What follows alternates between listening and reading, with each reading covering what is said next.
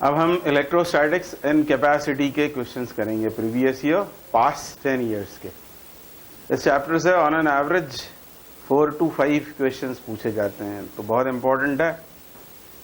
और एनसीईआरटी आपने सॉल्व की ही होगी, नहीं की है तो अभी भी की जा सकती है। एनसीईआरटी के सभी न्यूमेरिकल प्रॉब्लम्स सॉल्व करना चाहिए,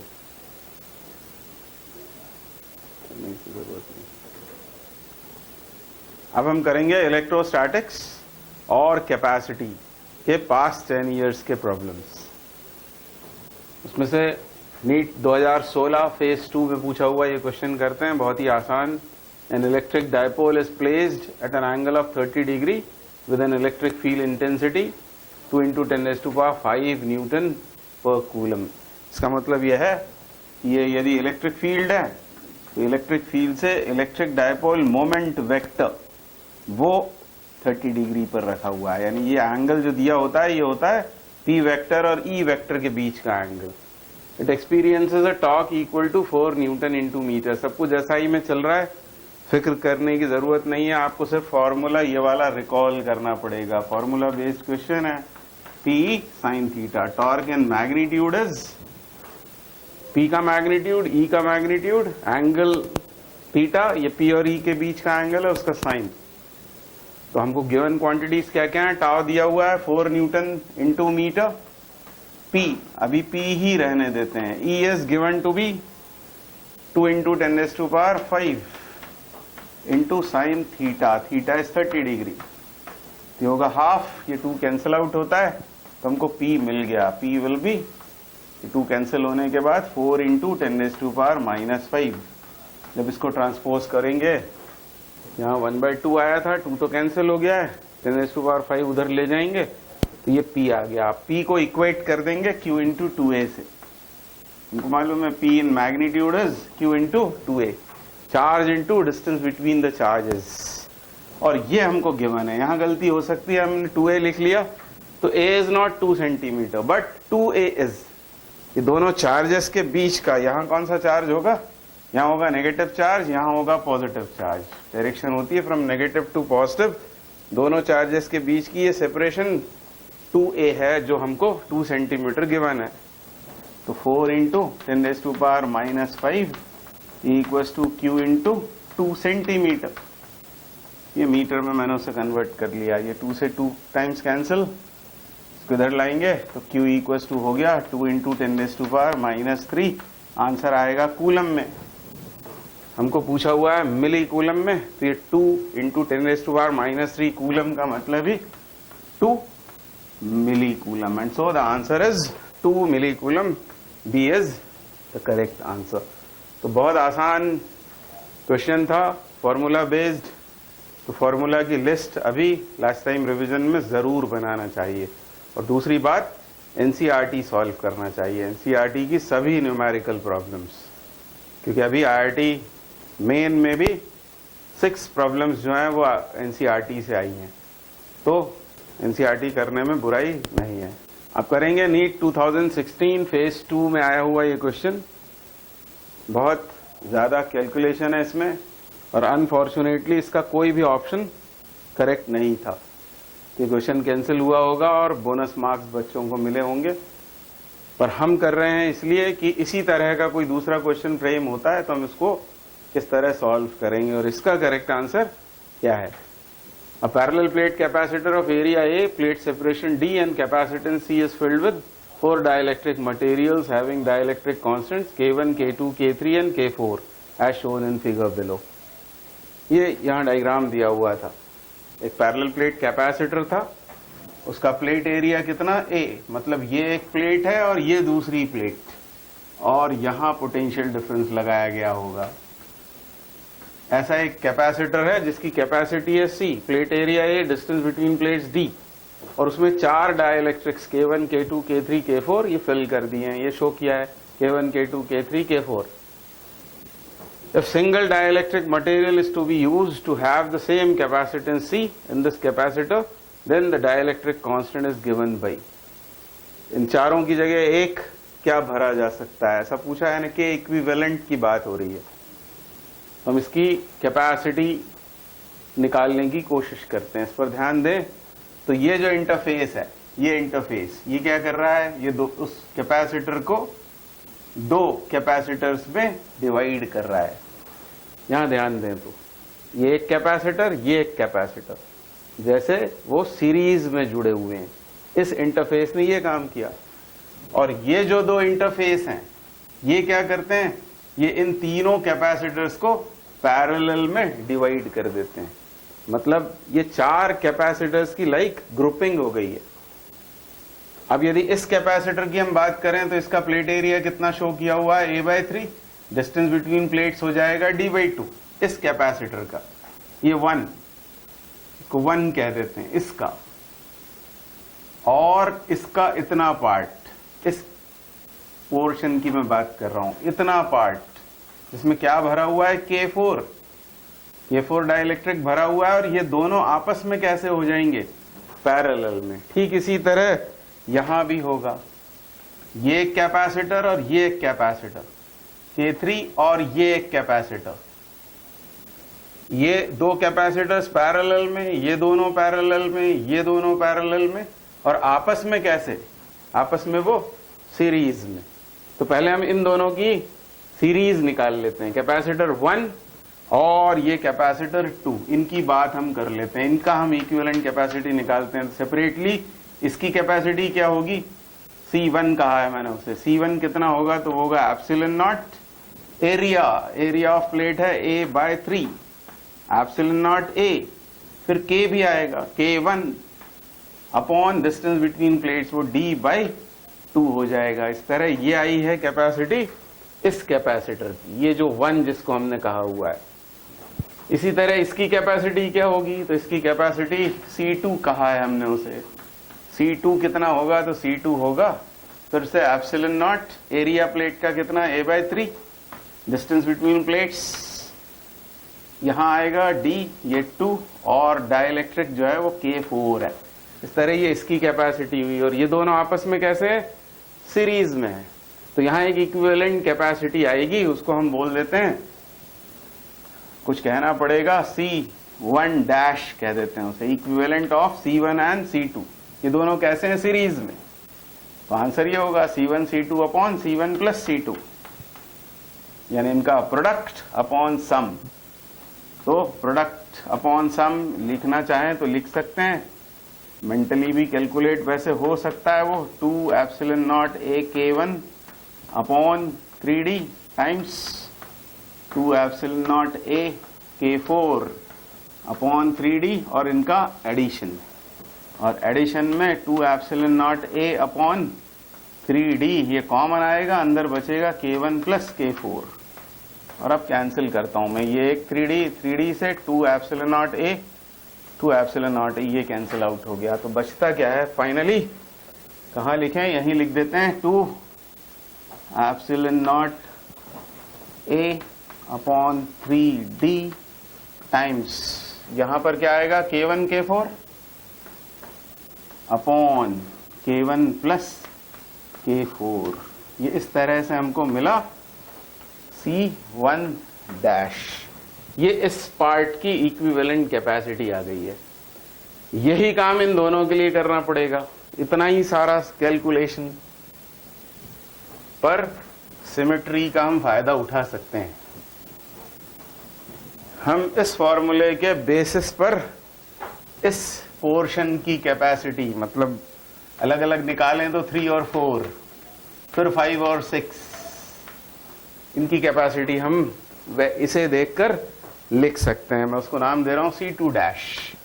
C2 डैश कितना होगा, तो बिल्कुल इसी तरह का होगा, सिमेट्री कंसिडरेशन से 2 epsilon not a upon 3d times, ऊपर K1 K4 आया था, यहां आएगा K2 K4, K2 K4 upon K2 plus K4, ऐसा होगा।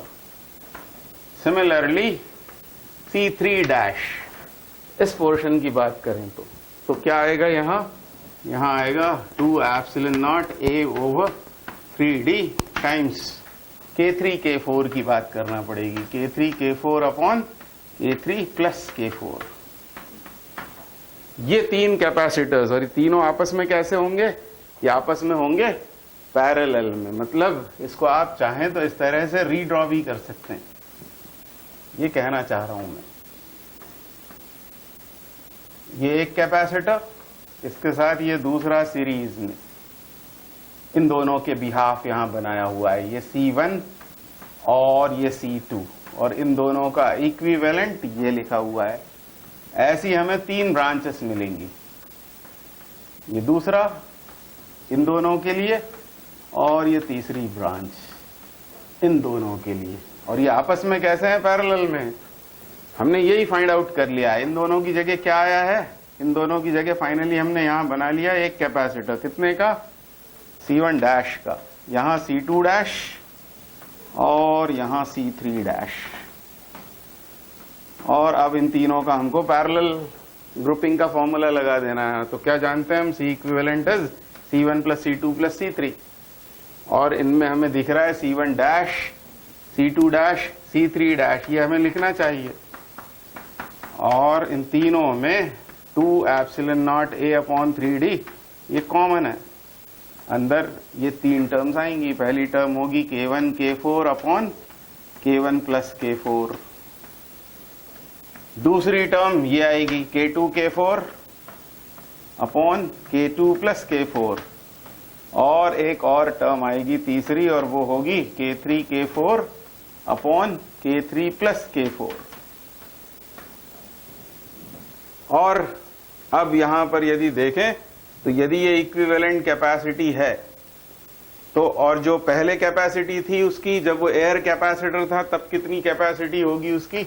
तो C इज इक्वल टू होगा epsilon not A upon D। ये दिख रहा है इसमें, epsilon not A upon D, इसे हम C कह सकते हैं, यानी C टाइम्स 2/3 और ये सब कुछ, ये तीनों।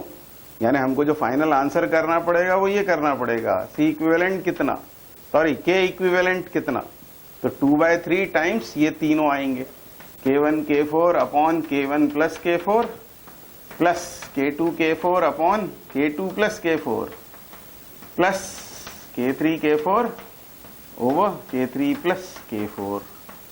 ये हमारा आंसर होना चाहिए, जो इनमें से, इन ऑप्शंस में से कहीं भी मैच नहीं हो रहा था, इसीलिए क्वेश्चन कैंसिल हुआ, बच्चों को बोनस मार्क्स मिले। पर इसी तरह का दूसरा सवाल आने पर शायद आपसे सॉल्व हो जाएगा, इसकी और भी आप प्रैक्टिस करेंगे। आगे बढ़ते हैं। अब अगला क्वेश्चन नीट 2016 फेज 1 में आया हुआ है। यह है loss of energy in the redistribution charges से related. A capacitor of 2 microfarad is charged as shown in figure. यह 2 माइक्रोफैरेड का कैपेसिटर और इसको V पोटेंशियल डिफरेंस वाली बैटरी से चार्ज किया गया। When switch S is turned to position 2, इसको जब पोजीशन 2 की तरफ टर्न कर दिया, the percentage of its stored energy dissipated is। तो स्टोर्ड एनर्जी कितनी होगी इसमें? तो स्टोर्ड एनर्जी हमको V पता है और C मालूम है, आप CV² लगा देंगे। ये हो गई इनिशियल एनर्जी इसके पास और सिस्टम के पास में भी, क्योंकि अभी ये अनचार्ज रहेगा ये वाला कैपेसिटर, ये क्योंकि ओपन ब्रांच है। तो अभी सिर्फ ये चार्ज होगा और इसमें एनर्जी स्टोर्ड कितनी होगी?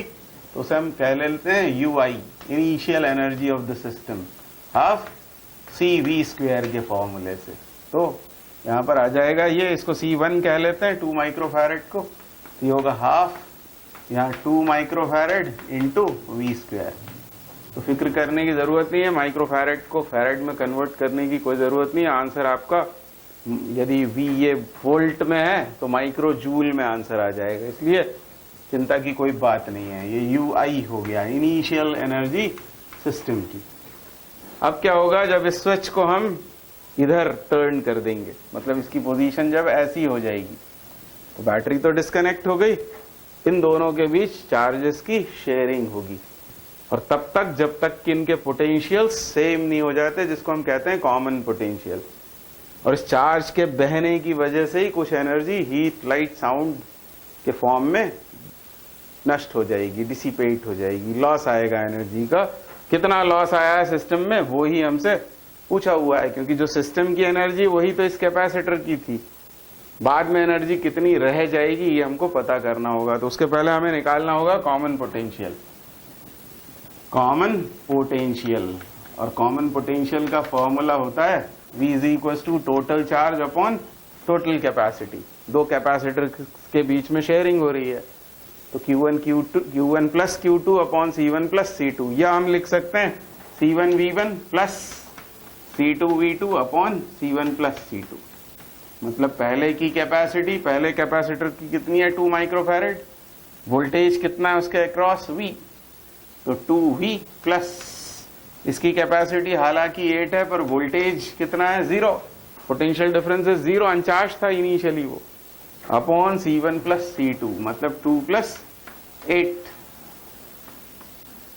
ये 2 माइक्रोफैरेड कॉमन पोटेंशियल निकालने के लिए C1 V1 plus C2 V2 upon C1 plus C2 हमने लगाया है। ये कितना होगा, अब ये होगा 2V/10 दैट इज V/5, यानी दोनों का पोटेंशियल अब कितना हो जाएगा V/5 V/5।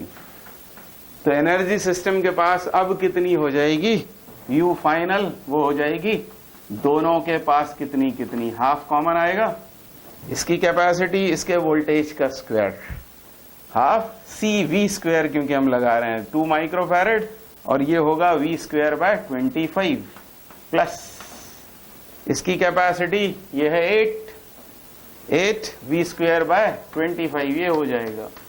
और आप देख रहे हैं कि इसमें से हम V स्क्वायर बाय 25 हम कॉमन ले सकते हैं, अंदर बचेगा 2 प्लस 8 मीन्स 10, ये 5 टाइम्स कैंसिल, और ये 5 V स्क्वायर बाय 5, ये सिस्टम की बाद की एनर्जी हो गई। और प्रीवियसली कितनी थी, ये 2 कैंसिल कर दें तो प्रीवियसली थी वो V स्क्वायर, इतनी एनर्जी सिस्टम के पास थी, इतनी हो गई। तो लॉस कितना हुआ, लॉस हुआ V square minus V square by 5, ये आया loss of energy, delta H कह सकते हैं इसे। तो कितना होगा ये 4V स्क्वायर बाय 5, ये आया किसमें लॉस, V स्क्वायर में लॉस आया। हम चाह रहे हैं परसेंटेज लॉस, तो क्या करना पड़ेगा हमको ऐसा करना पड़ेगा 4V square by 5 upon V square into 100, तो ये परसेंटेज में हमको पता लग जाएगा कितना एनर्जी लॉस हुआ है। तो ये V स्क्वायर कैंसल आउट होता है, 4/5 इंटू 100, ये 25 टाइम्स, तो ये 80%, मतलब 80% एनर्जी डिसिपेट हो जाएगी, लॉस आएगा। तो इसका आंसर सी, ये करेक्ट आंसर है। और आपको ये समझ में भी आया होगा कैसे इसको सॉल्व करते हैं।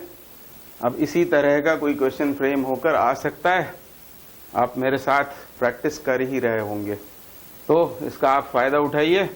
इसमें से बहुत सारे क्वेश्चंस या तो रिपीट होते हैं वैल्यूज चेंज करके, या फिर सिमिलर टाइप के आते हैं, तो इनका करना हमेशा फायदेमंद होता है प्रीवियस ईयर क्वेश्चंस का, चाहे वो IIT की परीक्षा हो या PMT की परीक्षा हो। तो आगे बढ़ते हैं। अब नीट 2016 फेज 1 का एक और क्वेश्चन करते हैं। 2 identical charged spheres suspended from common point by 2 massless strings of length L are initially at a distance D. D is very, very less than L apart because of their mutual repulsion.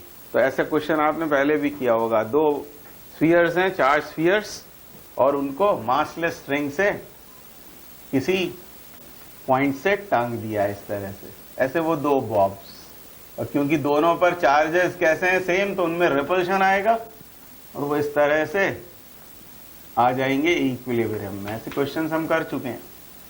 दोनों पर charges क्यों, जानते हैं आप इसके बारे में। फिर हम क्या करते हैं, इसका मास है m सपोज करके, mg नीचे, टेंशन अलोंग थ्रेड, और ये रिपल्शन का फोर्स, ये तीनों फोर्सेस लामीज थ्योरम से भी सॉल्व हो जाते हैं ऐसे क्वेश्चंस, या फिर रिजॉल्व करके हम काम करते हैं। तो ऐसा कुछ है। उसके बाद हुआ क्या, the charges begin to leak from both the spheres, वो चार्जेस लीक होने लगे, और चार्जेस लीक होना मतलब कम होने लगे, और चार्जेस कम होंगे तो फोर्स ऑफ रिपल्शन भी कम होगा, तो दोनों बॉब्स टुवर्ड्स मीन पोजीशन इस तरह से मूव करने लगेंगे।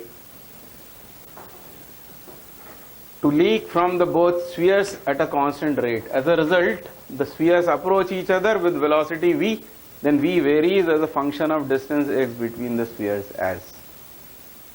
ये हमको वेलोसिटी और उनके बीच की सेपरेशन के बीच रिलेशन बताना है, ये हमारा एजेंडा है। तो हम क्या करेंगे, हम बनाते हैं फोर्स डायग्राम। ये वो स्फीयर्स, इनिशियली तो वो एक्स डिस्टेंस पर थे, मैं किसी पॉइंट ऑफ टाइम पर उसे मान लेता हूं कि उनके बीच की सेपरेशन थी एक्स, क्योंकि यहाँ एक्स बोला हुआ है। वो चार्जेस इधर कहीं थे पहले, यहां और यहां, लीक होने के बाद डिस्टेंस डी अब एक्स हो गई है। ये लेंथ ऑफ थ्रेड, ये मास यदि m है तो उसके ऊपर एक फोर्स नीचे आएगा बॉब पर mg, एक होगा टेंशन T और एक फोर्स ऑफ रिपल्शन ये F, और ये एंगल यदि थीटा है तो ये एंगल भी थीटा होगा। T को रिजॉल्व करें तो इधर कंपोनेंट आएगा T cos theta, T cos theta वो mg के बराबर होगा, और T sin थीटा जो इधर वाला कंपोनेंट है वो F के बराबर होगा। T sin theta equals to F। ये इक्वेशन हम इक्विलिब्रियम वाले के लिए भी इसी तरह की दो इक्वेशंस बनाते हैं। तब हमको डिवाइड करने पर tan थीटा कैसा मिलता है, tan थीटा मिलेगा F बाई mg। और ये आप चाहें तो मान लें कि इक्विलिब्रियम की पोजीशन में था, और ये आप किसी इंस्टेंट पर भी इसी तरह की इक्वेशंस बन के ऐसा ही रिलेशन आएगा। और ये डिस्टेंस है मान लो x, और वेलोसिटी है मान लो v।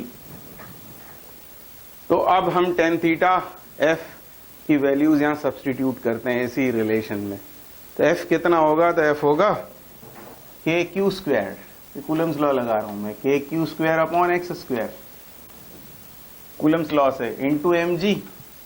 और tan थीटा कितना होगा, तो tan थीटा होगा perpendicular which is x by 2 upon base ये, और इसको पाइथागोरस थ्योरम से हम क्या लिखेंगे, l square minus x square by 4 के बराबर। और क्योंकि यहां हमसे कहा गया था कि d बहुत छोटा है l से, तो d यदि छोटा है तो x तो छोटा होगा ही, बहुत छोटा होगा। तो इस l स्क्वायर के सामने एक्स स्क्वायर बाय 4 को हम निग्लेक्ट कर देते हैं, रूट l स्क्वायर l हो जाएगा। तो बचता है x upon 2l, x upon 2l equals to k Q square upon X square mg। अब हमको क्या क्या पता है, हमको पता है चार्ज के लीक होने का रेट, मतलब dq dt, तो dq बाय dt, और हमें dq बाई dt कांस्टेंट दिया हुआ है, हमें फाइंड करना रिलेशन x और v के बीच में। तो हम इसको थोड़ी सी शफलिंग कर देते हैं, इसकी इधर ले जाते हैं इसे, इस क्यू स्क्वायर को मैं इधर लिख लेता हूं, बाकी सबको यहां से ट्रांसफर करता हूं। इस क्यू स्क्वायर को यहीं रखते हुए बाकी सबको ट्रांसफर कर दिया, तो ये x cubed mg upon 2k ऐसा कुछ बन जाएगा। अब ये क्वांटिटीज तो सब कांस्टेंट्स हैं, m is mass of bob, g is gravity, k तो आता ही है कूलम्स लॉ वाला कांस्टेंट, l लेंथ है, सब कांस्टेंट्स हैं।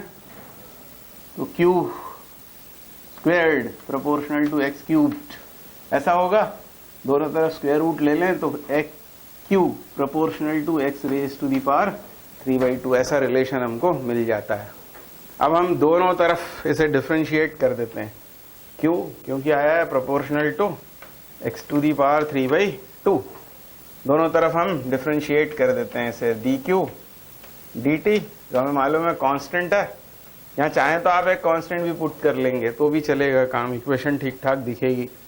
अब इसको हमें डिफरेंशिएट करना है तो हम लिख सकते हैं 3/2 x raised to the power 1/2 into dx by dt। अब ये कांस्टेंट है, ये कांस्टेंट है, ये कांस्टेंट है, बचते हैं ये दोनों, जिसमें ये क्या है, ये है v, तो हम लिख सकते हैं v proportional to x to the power minus half, और यही इसका आंसर होना चाहिए। तो equation v is proportional to x minus half इससे मैच हो रही है, ऑप्शन बी इज करेक्ट। इसको एक बार और आप सॉल्व करके देखेंगे तो आपको क्लियरली सब कुछ समझ में आ जाएगा। एक बार और आपको करना पड़ेगा, थोड़ा डिफिकल्ट टाइप का सवाल है। अब आगे बढ़ते हैं, अब करते हैं नीट 2015 में आया हुआ ये क्वेश्चन।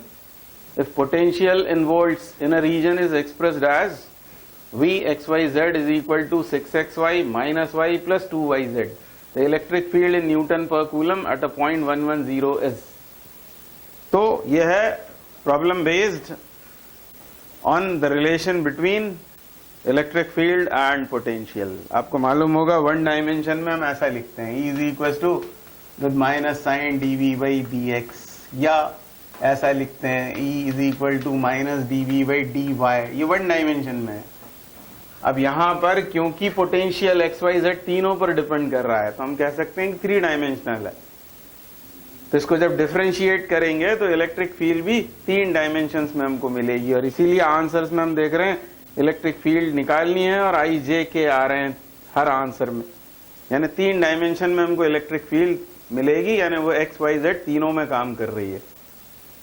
तो ऐसे सवालों कैसे सॉल्व करते हैं, तो हम ऐसा लिखते हैं, electric field E is equal to हम लिखेंगे with minus sign delta V by delta x i cap.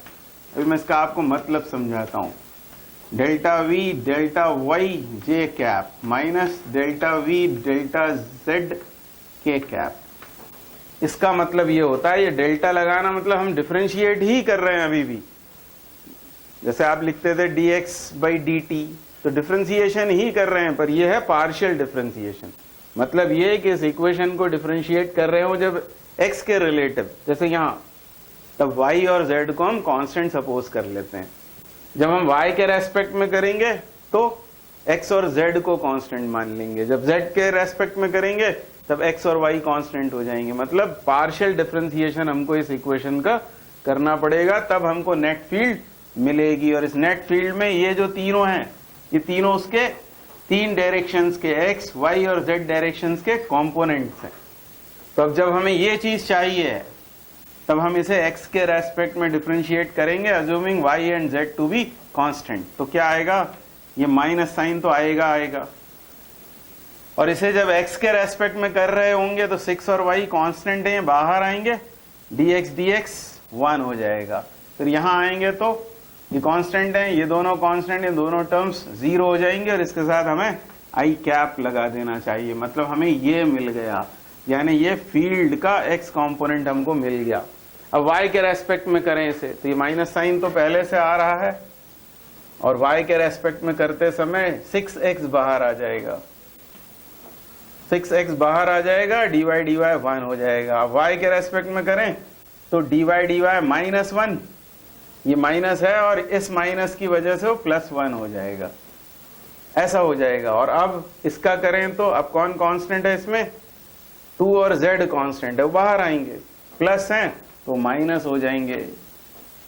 और आप चाहें तो इसको ऐसा भी कर सकते थे, 6y आई कैप माइनस कॉमन ले लेते हैं, 6x minus 1 plus 2z times j cap, यहां पर j कैप लगा देंगे, उस माइनस को मैंने बाहर कर लिया है। ऐसा भी कर सकते थे पहली स्टेप में। अब इसका काम करना है, अब क्या करना पड़ेगा, z के रेस्पेक्ट में इसको डिफरेंशिएट करना है, x y दोनों ही कांस्टेंट हैं, ये टर्म 0 हो जाएगी, ये भी 0 हो जाएगी। यहाँ क्या आएगा, यहाँ पर 2y बाहर और dz 1 हो जाएगा। और उस माइनस साइन का ध्यान रखें तो इसे लिखना पड़ेगा माइनस 2y और साथ में k कैप। ये इलेक्ट्रिक फील्ड हमको मिली थ्री डायमेंशनल, तीन उसके कंपोनेंट्स दिखाई पड़ रहे हैं। हमको इलेक्ट्रिक फील्ड इस पॉइंट पर बतानी है, तो यहाँ x की जगह 1 डालना है, y की जगह 1 और z की जगह 0, हमको आंसर मिल जाएगा। तो आगे बढ़ें, ये हमारा आंसर होगा। और y की जगह हमको क्या सब्स्टिट्यूट करना है, 1, यानी माइनस 6 आई कैप माइनस x, यहाँ सब्स्टिट्यूशन होगा 1 का, माइनस 1, z इज 0, तो ये टर्म तो 0 हो गई, and j minus 2y is 1 k cap. और अब इसको सॉल्व कर देते हैं, माइनस 6i, 6 माइनस 1 इज 5, ये माइनस 5j माइनस 2k, और माइनस कॉमन ले लें तो ये हुआ 6i cap plus 5j cap plus 2k cap, और यही हमारा आंसर होना चाहिए। ये माइनस साइन नहीं भूलना है। वैसे तो सभी में माइनस दिए हुए थे, ये है आंसर सही, 6i + 5j + 2k। और ये सवाल इसलिए भी इम्पोर्टेंट है कि ये बार बार आता है, ये कई बार पीएमटी में पूछा जा चुका है। तो इसको एक दो बार और आप प्रैक्टिस करो, इस तरह के और भी सवाल आप सॉल्व करने की कोशिश करिए। अब आगे बढ़ते हैं। अब नीट 2015 का एक क्वेश्चन कर रहे हैं, कैपेसिटेंस से आया हुआ। A parallel plate air capacitor has capacity C, distance of separation between plates is d and potential difference V is applied between the plates. Force of attraction between the plates of parallel plate air capacitor is, तो क्या क्या हमको given है, capacity उसकी C है, distance between plates D, potential difference V, और इन्हीं की टर्म्स में हमें फोर्स बिटवीन द प्लेट्स बताना है। तो हम ऐसे सोचें कि पैरेलल प्लेट कैपेसिटर की ऐसी दो प्लेट्स होती हैं, पहली प्लेट की चार्ज डेंसिटी प्लस सिग्मा, दूसरे के लिए माइनस सिग्मा, ये प्लेट सेपरेशन D। अब इस प्लेट को थोड़ी देर रिमूव करके यदि मैं पूछता हूं आपसे कि इस प्लेट से इस प्लेट नंबर 2 नेगेटिव प्लेट की लोकेशन पर फील्ड कितनी होगी, तो आप बोलेंगे σ/2 एप्सिलॉन नॉट फील्ड। और मान लो यहां पर चार्ज Q रख दिया जाए तो फोर्स कितना आएगा, तो हम फॉर्मूला लगाएंगे F = QE। डायरेक्शन की अभी हम बात नहीं कर रहे हैं, सिर्फ मैग्नीट्यूड की बात कर रहे हैं। तो यहां यदि फील्ड E है और चार्ज Q रख दिया जाए तो फोर्स कितना आएगा, QE। अब फील्ड कितनी थी, σ/2 एप्सिलॉन नॉट, ये हमने चार्ज शीट वाला फॉर्मूला लगा दिया, और चार्ज कितना है, Q। तो फोर्स कितना होगा इस प्लेट पर, इतना होगा। इंस्टेड आप ये करते कि इससे इसकी लोकेशन पर फील्ड फाइंड करते तो भी यही कहते, चार्ज होता कितना, Q × σ/2 एप्सिलॉन नॉट। ये आ गया हमारे पास फोर्स, पर हमको पूछा हुआ है वो CV और D की टर्म्स में। हम क्या करेंगे, Q की जगह डाल देंगे हम CV, यहां पर CV, बल्कि सिग्मा को भी पहले हम क्या करते हैं, Q/A लिख लेते हैं। तो ये हो जाएगा Q²/2 एप्सिलॉन नॉट × A के बराबर, और Q की जगह हम डालते हैं CV, तो C² V²/2 epsilon not × A। और अब ये करते हैं कि एक C की जगह, केवल एक C की जगह, यह है प्रोडक्ट C × C, उस एक C की जगह हम लिख लेते हैं एप्सिलॉन नॉट A/D के बराबर, और दूसरा वो C बचा रहेगा, V² भी बचा रहेगा, और डिनोमिनेटर में ये 2 एप्सिलॉन नॉट A भी आता रहेगा। ये epsilon not A cancel out होता है और ये बचता है हाफ, या इसको इस तरह से लिखा जा सकता है CV²/2D, और यही है force between the plates, CV²/2D। और जितना फोर्स ये प्लेट इस पर एक्सर्ट करती है उतना ही फोर्स ये दूसरी प्लेट इस पर एक्सर्ट करती है, मतलब दोनों का कॉमन मैग्नीट्यूड है, CV²/2D के बराबर। और भी किन्हीं वेरिएबल्स की टर्म्स में से पूछा जा सकता है, करने का तरीका यही है, मतलब सिर्फ फॉर्मूलों की उठापटक है और कुछ भी नहीं। इस प्लेट से यहां फील्ड फाइंड करो, वहां सपोज कर लो चार्ज Q है, तो फोर्स हो जाएगा F = QE, Q × E, sigma की जगह Q/A डाल दिया, Q²/2 epsilon not A, solve करते चले गए, हमको आंसर मिल जाएगा। आगे बढ़ते हैं।